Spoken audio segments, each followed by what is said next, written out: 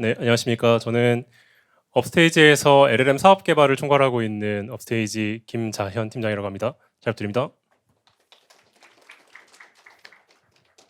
네, 오늘 저는 AGI for Work을 위한 엔터프라이즈 기업의 생성형 AI 도입 전략이라는 다소 좀 브로드한 형태의 주제들을 잡아봤습니다. 아마도 AI 서밋에서 AI를 어떻게 활용하고 실제 기술 영역이 어떻게 구성되고 있는지에 대한 많은 관심들이 있을 거라고 예상이 되는데요. 저는 이 AI 구축과 활용이라는 유닛 자체가 실제 시장의 사례들이 어떻게 구성되고 있는지에 대한 것들을 주로 보여주는 세션인 만큼 실제로 좀 전반적으로 엔터프라이즈 기업에서는 어떤 형태로 AI를 도입하고 있는지 또 특히 LLM 관점에서 주로 좀 말씀을 드려보려고 합니다. 네, 간단하게 소개를 드리면 저는 지금 업스테이지에서 말씀드린 것처럼 LLM 사업 개발을 총괄하고 있고요. 이전에는 카카오와 카카오 엔터프라이즈에서 AICC, AI 컨택 센터 팀에서 사업 개발을 리딩을 했었습니다. 공교롭게도 제가 첫 번째 커리어를 시작한 곳은 SK 브로드밴드였고요. SK 브로드밴드에서 미디어 전략과 관련된 일들을 담당했었는데 그 당시에 미디어 전략 쪽에서도 AI가 화두였습니다. 잘 아시겠지만 뭐 셋탑박스를 통해서 음성인식 기반의 서비스를 제공한다거나 혹은 뭐 넷플릭스 같은 곳에서 이제 추천 형태의 AI 엔진들을 도입하는 것들이 굉장히 화두였던 시대였기 때문에 그 당시부터 이제 AI와 관련된 일들을 10년 정도 계속 진행을 하고 있다라고 봐주시면 될 것 같습니다. 네, 업스테이지에 대한 소개를 조금 드리면서 시작을 하겠습니다. 아마도 저희 회사에 대해서 잘 알고 계신 분들도 있겠지만 아마 잘 모르시는 분들도 계실 것 같아서 짧게 저희 회사에 대한 소개를 좀 드리면서 시작을 하도록 하겠습니다. 업스테이지는 2020년에 창업해서 이제 4년이 조금 넘어가고 있는 AI 스타트업입니다. 현재 한국과 미국에 법인을 두고 있고요. 처음에 이제 업스테이지가 그 시장에 나왔을 때 그 CEO이신 이제 썬킴 김성원 대표님께서 그 클로바라는 이제 네이버 AI 조직의 헤드를 하시다가 나오셔서 이제 이렇게 창업을 하게 되시면서 당시에는 AI 어벤져스다 이런 이야기들을 굉장히 많이 들었었습니다.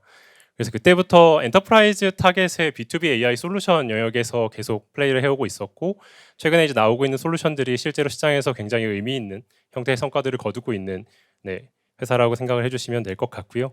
전체 임직원 수는 120명이 좀 넘는 구조고 전체 인력 중에서 80명 이상이 AI와 소프트웨어 엔지니어들로 이루어진 테크 오리엔티드 조직이라고 보시면 될 것 같습니다.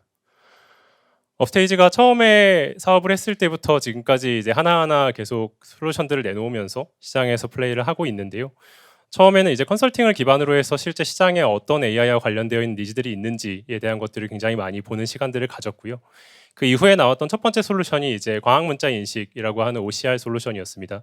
그래서 OCR 솔루션을 기반으로 해서 플레이들을 계속하고 검색과 추천과 관련되어 있는 솔루션 영역들을 냈었고 작년 12월에 이제 LLM과 관련되어 있는 파운데이션 모델을 처음으로 이제 솔라라는 이름의 모델을 내게 되면서 생성형 AI 쪽 시장에 본격적으로 뛰어들고 1년 동안 굉장히 많은 성과들을 가져가고 있습니다.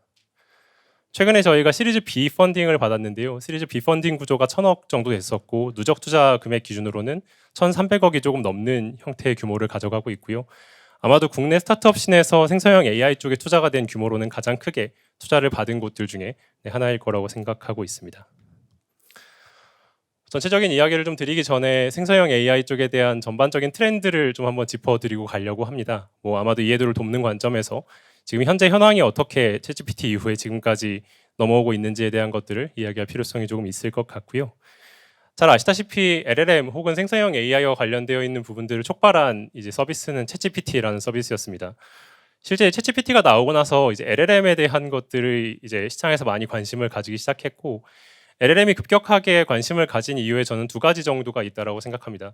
첫 번째는 이제 이전까지는 NLP를 기반으로 했던 자연어 처리 엔진들이 어떤 태스크를 수행하려면 하나의 엔진이 하나의 태스크를 수행하는 형태의 구조들이 대부분이었거든요. 예를 들어서 뭐 요약과 관련되어 있는 태스크를 하나 수행해야 된다라고 하면 요약 엔진이 하나 있었어야 됐고 또 뭐 챗봇 같은 걸 만든다라고 하면 이제 인텐트 기반의 엔티티 기반의 NLP 엔진들이 하나가 들어갔어야 됐고 또 번역 같은 경우 여러분 잘 알고 계시겠지만 뭐 파파고 혹은 카카오아이 번역 뭐 SK에서 냈던 번역 서비스 같은 형태의 이제 번역 쪽에 대한 영역들이 하나씩 있어야 됐었는데 이제 챗GPT가 나오면서 사람들이 하나의 모델이 멀티태스크에 대해서 대응하는 것들을 경험하기 시작한 겁니다. 이게 이제 모델 관점에서의 하나의 큰 진화라고 말씀드릴 수가 있겠고요. 두 번째로는 이전까지는 룰 베이스를 기반으로 굉장히 이제 휴먼 라이크하게 움직이지 않던 모델 영역들이 생성형 AI로 넘어오면서 굉장히 휴먼 라이크하게 움직이기 시작했습니다. 기본적으로 LLM 자체가 확률 기반의 모델이기 때문에 뭐 그때그때 똑같은 답변을 뱉어주는 게 아니라 답변의 다양성들을 가져가기 시작했고 이른바 이제 우리가 할루시네이션이라고 이야기를 하지만 할루시네이션이 이제 어떤 관점에서는 LLM 모델의 창발이거든요. 그러면 이제 창발의 관점에서 실제 뭐 룰베이스에 갇혀 있는 형태의 답변들이 아니라 창의적인 형태의 답변을 하는 영역까지 LLM이 나가기 시작했다라는 지점들이 첫 번째 변화일 것 같습니다. 그럼에도 불구하고 대부분의 생성형 AI 시장은 대규모 자본을 가진 이제 빅테크들에 의해 주도되고 있습니다. 아마 챗GPT의 사용 가격이 계속 떨어지고 있는 것들은 잘 알고 계실 거예요. 그리고 최근에 보면 그 처음에 GPT 3.5 터보 이제 챗GPT라고 처음에 우리가 불렀던 모델이 나왔던 것보다 가장 최근에 나온 GPT-4 옴니 미니라는 형태의 모델의 사용료가 더 낮습니다. 그러니까 모델은 진보를 했는데 모델을 사용하는 비용 자체는 줄어든 거죠. 그러니까 그 이야기는 사실 실제 이제 사람들이 편안하게 쓸 수 있는 형태의 가격대까지 이 가격대가 내려오고 있다는 이야기가 되는데 그럼에도 불구하고 오픈 AI가 엄청난 형태의 적자를 내고 있다는 건 알고 계실 겁니다. 그럼 결국 의미하는 것들은 엄청난 형태의 투자가 현재 생성형 AI 신에 쏟아 부어지고 있다라는 이야기들이죠. 그래서 오른쪽을 보면 실제 비용이 감소했음에도 불구하고 대부분의 투자들은 아주 소수의 빅테크 기업들에 몰리는 것들을 볼 수가 있습니다. 그리고 미국 같은 경우는 실제로 그 모델을 굽기 위한 이제 파운데이션 모델 같은 것들을 만드는 이제 모델 엔지니어들을 오픈 AI 쪽에서 이제 다 흡수해 가는 거죠. 그렇기 때문에 작은 오픈소스 형태의 모델들을 만드는데 실제 인력적인 이슈가 생기거나 할 정도로 실제 시장은 빅테크 중심의 모델로 가고 있습니다. 그럼에도 불구하고 그런 빅테크가 만드는 폐쇄형 모델들이 지배력을 가지냐 하면 최근에는 오픈소스 기반의 모델들이 굉장히 많이 올라오고 있습니다. 이걸 견인한 건 잘 아시다시피 메타의 라마라는 모델이었고요. 특히 라마3 모델이 나온 이후부터는 실제 오픈소스 모델이 폐쇄형 형태의 모델들의 성능을 따라가는 구조들까지 보이고 있습니다. 굉장히 이제 폐쇄형 모델과 오픈소스 모델의 격차가 줄어드는 구조가 나오고 있는 거죠. 이런 내용들을 기반으로 실제 뭐 국내를 포함해서 해외까지 LLM을 먼저 접하고 있는 기업들은 그 큰 모델들이 가지고 있는 서비스의 비효율 혹은 비용의 비효율 관점들을 확인을 하고 SLLM이라고 불리는 Small Scaled Language Model이라고 불리는 SLLM 중심의 효율적인 모델 도입들을 진행하고 있는 경우들을 많이 보고 있습니다. 저희가 바로 이 포지션에서 플레이를 하고 있는 시장 업체라고 보시면 될 것 같고요. 실제로 이제 빅테크 모델들이 가지고 있는 다양한 장점들과 단점들이 있습니다. 모델이 크면 클수록 성능이 좋아진다라는 것들은 사실 뭐 모델 관점에서 어느 정도 스탠다드라고 볼 수 있는데 모델이 커지는 만큼 그만큼 비용이 증가하는 이슈들이 기본적으로 하나가 있고요. 또 이런 큰 모델들을 트레이닝하거나 혹은 파인 튜닝하는데 비용들이 또 크게 들어간다는 이슈들이 있습니다.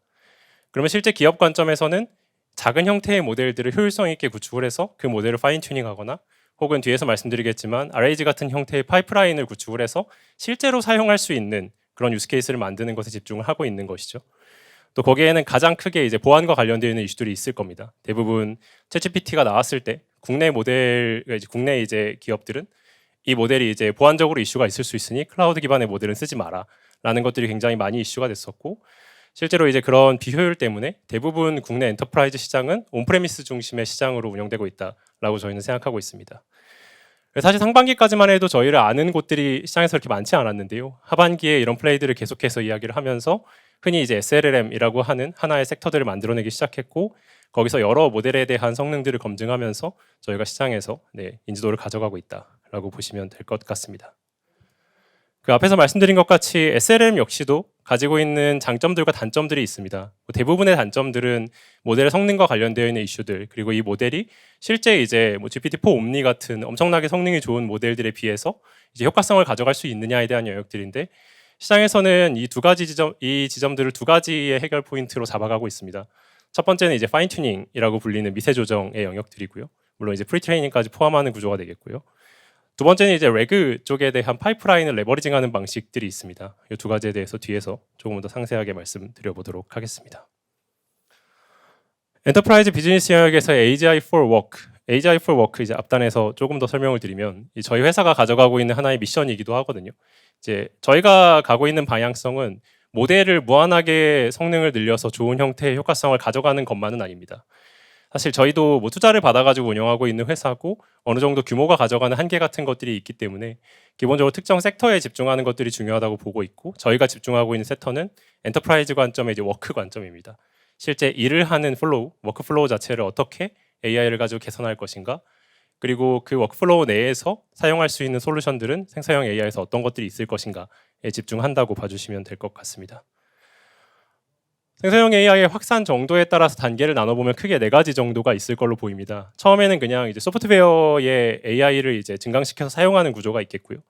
두 번째는 AI 특정 솔루션에 태스크를 이제 센트릭하게 AI를 활용하는 구조가 있을 거고, 세 번째는 워크플로우에 AI가 인테그레이트 되는 구조가 있을 거고, 마지막 종국에는 AI를 중심으로 한 워크플로우가 생길 거라고 저희는 보고 있습니다. 현재 기준에서 저희는 1단계에서 2단계 정도 수준이 시장의 단계라고 생각을 하고 있고요. 이 단계에서의 문제를 풀기 위한 솔루션으로 LLM 솔루션과 다큐먼트 AI라고 하는 OCR 기반의 데이터 전처리 솔루션을 가지고 있다라고 생각해 주시면 될 것 같습니다. 아마 실제로 내부에서 솔루션을 사용하시는 관점에서도 지금 슬랙 혹은 MS 같은 코파일럿 기능들을 보면 대부분 기존에 있는 소프트웨어를 AI 기반으로 어떻게 효율화할 건지의 영역에 좀 더 집중이 되고 있는 관점이 있고요. 이게 조금 더 나아가게 된다라고 하면 본질적으로 생성형 AI를 활용하는 방식으로 워크플로우가 변화하는 부분들까지 가게 될 겁니다. 다만 아직 시장이 올해는 그 부분까지 오지는 않았다라고 보고 있고, 저희가 타겟팅하는 시장 자체는 이제 종국의 이제 엔드까지 스테이지 4까지 가게 되는 AI 네이티브까지를 보고 있다 생각해 주시면 될 것 같습니다. 시장에서 저희가 고객들을 만나보면 사실 이제 그 생성형 AI를 요술램프 같이 생각을 하시는 경우들이 굉장히 많습니다. 제가 앞에 그 식기세척기를 하나 사진을 가지고 왔는데요. 그 AI 서밋의 톤이 약간 그린톤이어서 그린톤에 맞는 식기세척기를 찾는데 시간을 꽤 많이 소요를 했습니다. 이것도 이제 이미지 생성으로 만들었으면 좋았을 텐데 아직까지는 저도 그렇게까지는 사용하고 있지 않아서. 스노우플레이크에서 일하고 계신 제 지인분이랑 같이 생성형 AI에 대한 이야기들을 좀 하다가 AI를 도입하는 방식이 굉장히 식기세척기를 사용하는 것과 비슷하다라는 이야기들을 좀 하게 되었습니다. 이제 와이프분이 생일이셔서 이제 식기세척기를 선물을 해주고 싶은데 식기세척기를 사자 이렇게 이야기를 했더니 이렇게 얘기를 하셨다는 거예요.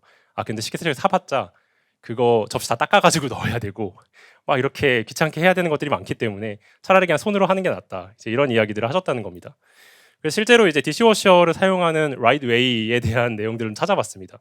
1번은 이제 음식 부산물들을 닦아내고요. 접시들을 예쁘게 쌓고요. 그 다음에 이제 거기 관련되어 있는 부속들을 올리고 그 다음에 린스를 넣은 다음에 돌려라 이렇게 되어 있거든요. 이게 그 전체 파이프라인을 아시는 분들 잘 아시겠지만 AI를 도입하는 과정이랑 굉장히 비슷합니다. 우리가 사실 생성형 AI를 도입하고 나면 모든 문제들이 굉장히 빠르게 해결될 거라고 생각하지만 그 뒷단에 있는 기본적인 문제들의 데이터 이슈가 있는 경우들이 굉장히 많습니다. 그래서 현재 시장이 가지고 있는 문제점 중에 가장 크게 지적되는 문제들이 생성형 AI 모델을 학습하기 위한 혹은 내부의 데이터를 활용하기 위한 데이터 정제 이슈인 케이스들이 많이 있고요.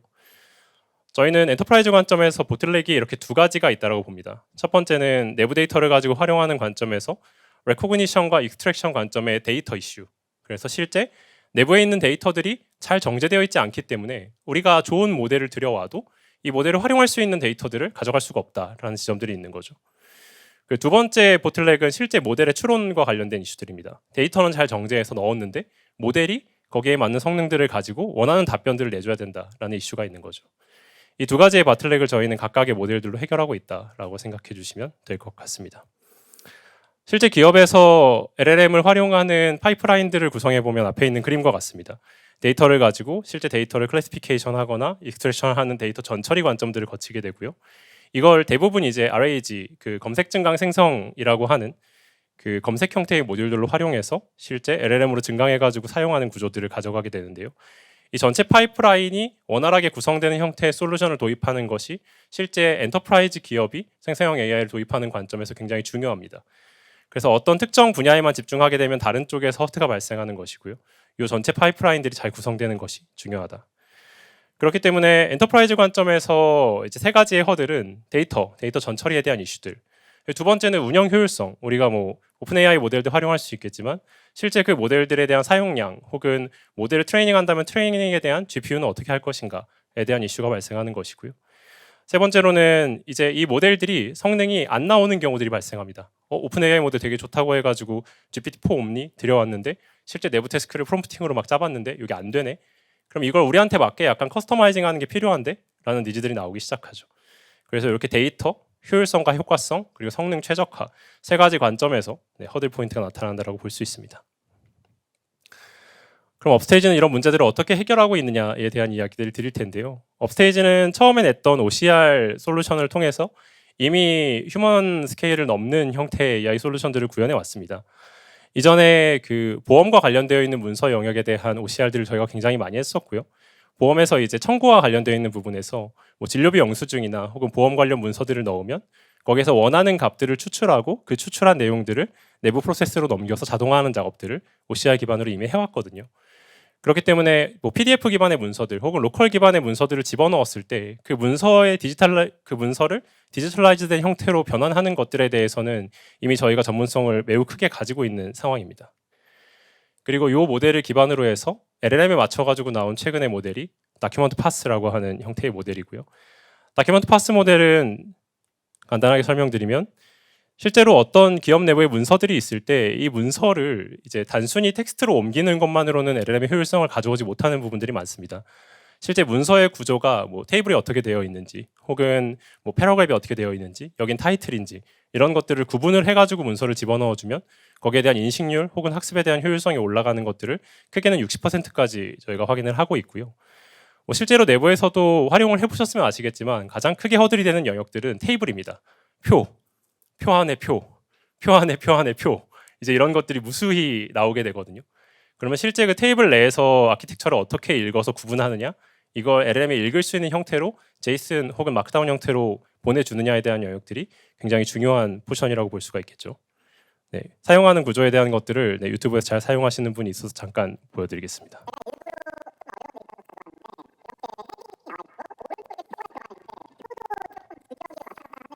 네, 음량이 원활하진 않네요. PDF 문서고요.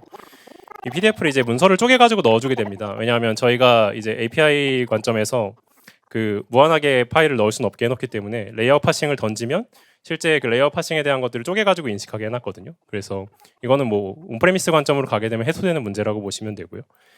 이런 모델을 통해서 쭉 PDF 파일을 전처리를 하게 되면 아까 뭐 표 이런 것들이 와르르 구성되어 있는 것들을 보셨을 텐데 마크다운 에디터로 실제 결과들을 보게 되면 뭐 PDF 내용 굉장히 잘 들어왔죠. 네, 줄글이랑 표 구분해가지고 테이블 그리고 그래프의 형태를 구분해가지고 들어와 있죠. 네, 그리고 아까 차트 관련된 거 차트 들어와 있죠. 그리고 이 전체적인 내용들이 단순히 PDF 형태의 문서가 아니라 LLM이 인식할 수 있는 형태의 정형화된 문서들로 교체된다라는 겁니다. 그래서 앞단에서 이런 형태의 솔루션들을 도입했을 때 실제 우리 회사의 기존에 있는 데이터들의 전처리를 지원하거나 혹은 뭐 LLM으로 학습시키는 관점에서의 학습 효율성을 가져가는 부분들을 확보할 수 있다라는 겁니다. 그래서 저희가 최근에 출시한 다큐먼트 파스 모델은 이제 그 글로벌에 있는 빅테크 모델을 대비해서 이 성능에서 굉장히 많은 우위들을 가져가고 있습니다. 그래서 실제로 출시 이후에 뭐 많은 시장의 관심들을 얻고 있고요. 네, 이런 것들 한번 내부에 사용해 보시면서 데이터 전처리에 대한 고민들을 같이 해보셨으면 좋겠습니다. 두 번째는 이제 솔라라고 하는 저희가 가지고 있는 모델 영역입니다. 아까 첫 번째 바틀렉이 데이터 전처리라고 말씀드렸고 두 번째 바틀렉은 운영의 효율성 그리고 파인 튜닝 이제 최적화라고 말씀을 드렸는데 기본적으로 업스테이지는 작년 12월에 냈던 솔라 미니라는 LLM 파운데이션 모델을 기반으로 사업을 하고 있고 최근에 솔라 프로라고 하는 이제 조금 더 큰 형태의 모델들을 냈는데요. 이 모델의 성능은 GPT-4가 가지고 있는 MMLU 성능 혹은 인스트럭션 팔로잉 성능을 거의 유사하게 구현하는 정도 수준입니다. 그러면서도 실제 그 20B 매개 변수 정도의 굉장히 작은 구조를 가지고 있습니다. 20B 매개 변수면 어떤 일이 벌어지냐면 싱글 GPU에서 이 LLM이 구현되게 됩니다. 그 LLM을 구현하거나 혹은 클라우드 기반으로 사용하는데 굉장히 많은 GPU 자원이 들어간다는 거 알고 계실 겁니다. 근데 저희가 집중하는 것들은 실제 엔터프라이즈 내부에서 고객들을 만나보면 GPU를 그렇게 많이 확보하는 고객분들이 많지 않습니다. 그러면 실제 그 한정된 GPU 내에서 효율적으로 모델을 워킹하는 게 굉장히 중요하고 그러기 위해선 모델이 물론 뭐 퀀타이제이션이나 프로닝 같은 다양한 형태의 최적화 방법들을 쓸 수 있겠지만 기본적으로 매개 변수가 작아져야 하고 작은 매개 변수에서도 효율적인 성능들을 내야 합니다. 그리고 저희가 집중하고 있는 것들은 이렇게 작은 매개 변수 내에서 싱글 GPU에서 돌아갈 수 있는 정도의 모델을 내는 것들 그리고 이런 것들을 솔라박스라고 하는 형태로 아예 패키징해서 그냥 내부에 사용하고 싶으실 때 GPU와 같이 서빙하는 것까지 가능한 구조를 꿈꾸고 있습니다. 그래서 싱글 GPU에서 구동하는 모델로는 아마도 한국어를 대응하는 모델 중에선 가장 성능이 좋은 모델을 11월 중순 정도에 보실 수 있을 거다라고 말씀드릴 수 있고요. 또 이제 아까 말씀드렸던 파인 튜닝 관점에서는 그 모델이 특정 태스크에 대해서 워킹하게 했을 때 그것이 잘 인스트럭션을 잘 따르고 실제 잘 이제 최적화되는 것들이 굉장히 중요합니다. 이른바 파인 튜닝을 잘 먹는 모델이냐라는 것들이 중요한 것인데 프리디베이스는 이제 실리콘밸리에서 활동하고 있는 파인 튜닝 플랫폼입니다. 그래서 31가지의 태스크에 대해서 그 시장에 나와 있는 다양한 형태의 오픈소스 모델들 혹은 클로즈 모델들을 기반으로 테스트를 진행을 했는데 저희가 가지고 있는 솔라 모델이 사실 데이터에 대한 밸런싱이 굉장히 잘 되어 있는 구조. 저희는 애초에 처음부터 엔터프라이즈를 타겟으로 해가지고 이런 문서들을 냈었기 때문에 그래서 동일한 태스크에 대해서 파인 튜닝을 했을 때 파인 튜닝 성능이 월등히 좋은 것들을 보게 됩니다. 그렇기 때문에 결국은 작은 형태의 모델을 높은 성능으로 또 우리 회사의 태스크에 최적화해서 쓸 수 있는 구조들이 나온다라고 보시면 되겠죠. 실제 이게 저희가 진행했던 태스크들인데요. 뭐 프로프는 뒤에서 좀 말씀을 드릴 거고 이커머스 케이스 혹은 트랜슬레이트 번역과 관련된 케이스 뭐 리걸 쪽 이따 뒤에 말씀드릴 건데요. 에듀케이션 케이스에서 모두 GPT-4 혹은 GPT-4 옴니를 넘는 형태의 성능들을 객관적인 GPU에서 내는 것들을 계속해서 확인해 오고 있습니다. 네, 이 외에도 이제 저희가 다양한 유즈 케이스에 쓸 수 있는 형태로 솔루션들을 확장해 나가고 있고요. 네, 요거를 간단하게 보여드리겠습니다.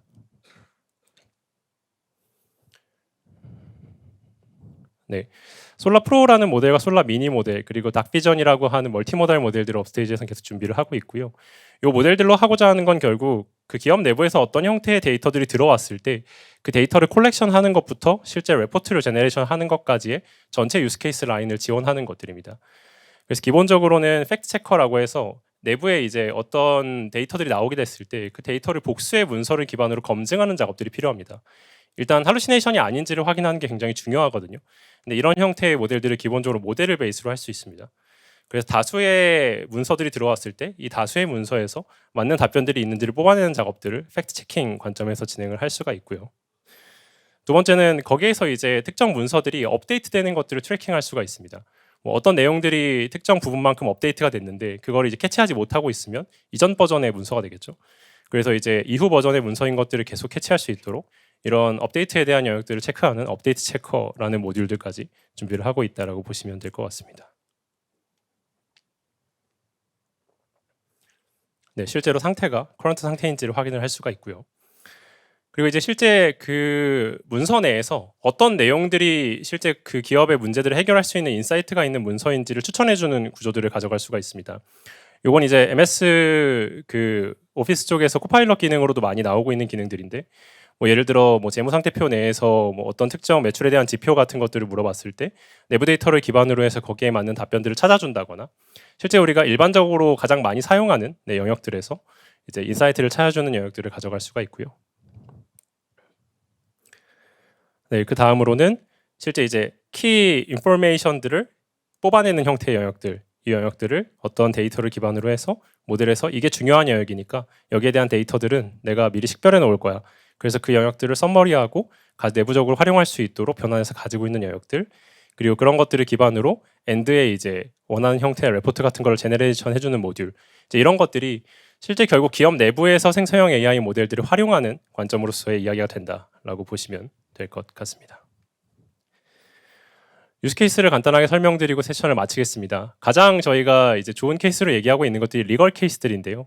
그 로엔컴퍼니라는 회사와 저희가 리걸 케이스를 같이 진행을 하고 있는데 로엔컴퍼니 이미 슈퍼로이어라는 형태의 챗봇 구조의 이제 법률 지원 툴들을 운영을 하고 있습니다.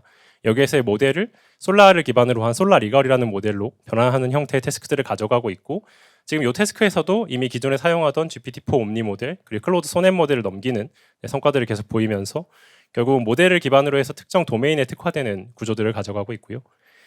조선일보와 함께 진행했던 교열 태스크에서는 기존의 이제 교열기 대비해서는 아주 월등한 형태의 성능들을 냈었고 실제 교열 전 데이터와 후 데이터를 파인 튜닝했을 때 그 성능이 엄청나게 좋은 것들 그리고 GPT-4 옴니의 파인 튜닝 기능보다 좋은 영역들을 저희가 볼 수 있었고요.